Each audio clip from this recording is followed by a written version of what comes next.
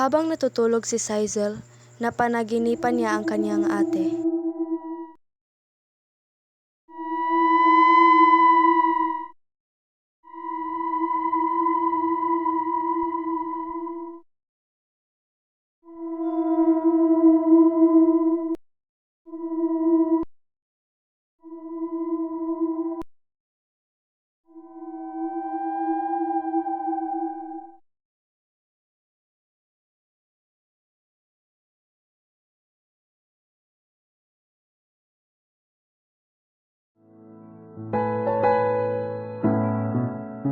Walang araw na hindi saktan ni Sizel ang kanyang ate. Hindi niya alam na may sakit pala ito sa puso.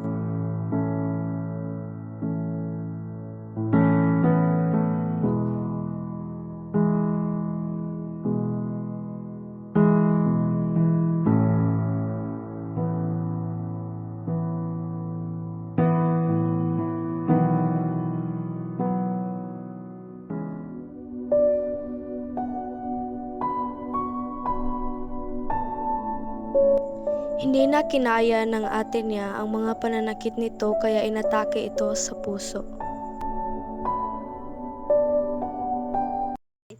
Sa pag-uwi ni Sizel, naabutan na lamang nito na nakahiga na sa sahig ang ate niya. Wala na pala ito.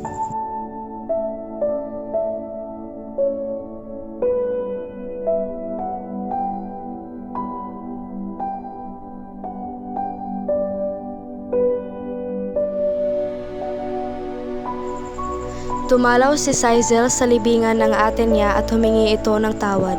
Pinagsisihan niya ang lahat ng mga nagawa niya sa kanyang ate.